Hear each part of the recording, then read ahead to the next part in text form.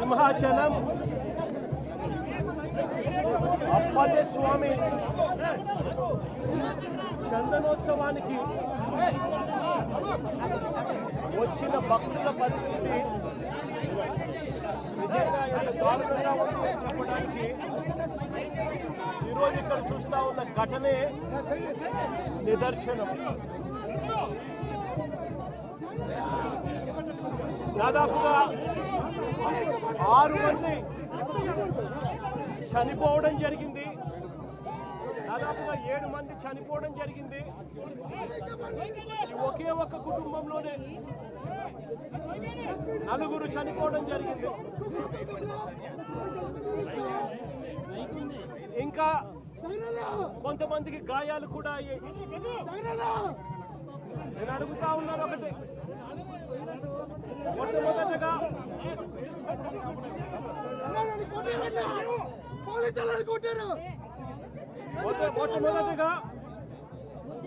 మొట్టమొదటిగా ఈ కుటుంబాలకు నా ప్రకారం సానుభూతి తెలియజేస్తా ఉన్నాను. చనిపోయిన వారికి, వారి కుటుంబాలకు మంచి జరగాలని, వారి ఆత్మ, చనిపోయిన వారి ఆత్మలకు శాంతి రావాలని దేవుణ్ణి కూడా ప్రార్థిస్తా ఉన్నాను. ఈ ఘటనను చూస్తే, ఇక్కడ జరిగిన ఘటన, సింహాచలంలో జరిగిన ఈ ఘటన అయినా కూడా చందనోత్సవానికి సంబంధించి ఇప్పుడు ఇవాళ జరిగిన ఈ ఘటన అయినా కూడా, లేదా మొన్న తిరుపతిలో వైకుంఠ ఏకాదశి నాడున జరిగిన ఘటన తీసుకున్నా కూడా, నేను ఒకటి అడుగుతా ఉన్నా ఈ ప్రభుత్వానికి, అయ్యా నాడు తిరుపతిలో జరిగిన వైకుంఠ ఏకాదశికి సంబంధించిన ఘటన అయినా కూడా, ఈరోజు చందనోత్సవానికి సంబంధించిన జరిగిన ఘటన అయినా కూడా, ఏ రోజు చందనోత్సవం జరుగుతుంది, ఏ రోజు వైకుంఠ ఏకాదశి వస్తుంది అన్నది ప్రభుత్వానికి తెలియదా అని అడుగుతా ఉన్నా.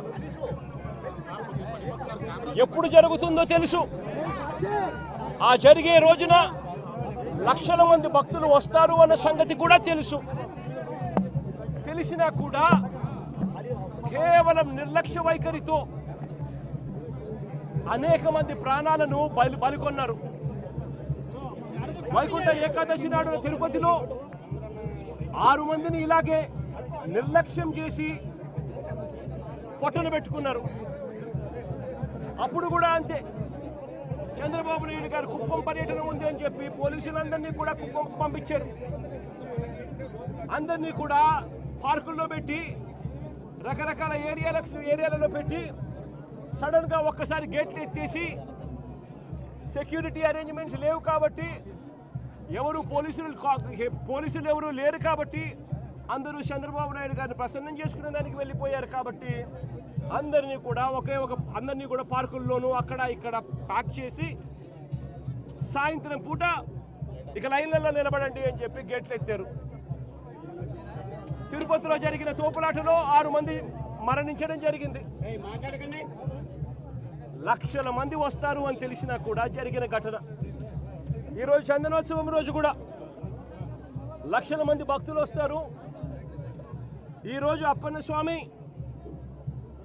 నిజ రూపంలో దర్శించుకోవచ్చు అప్పన్న స్వామిని అని లక్షల మంది భక్తులు ఈరోజు వస్తారు అని తెలిసినా కూడా దారుణమైన అరేంజ్మెంట్స్. చాలా మంది చెప్తా ఉన్నారు, కనీసం టెంపరీ టాయిలెట్లు కూడా లేవు, క్యూలలో నిలబడిన వాళ్ళకి నీళ్లు లేవని కూడా చెప్తా ఉన్నారు. ఘటన జరిగిన స్థలాన్ని ఒకసారి చూస్తే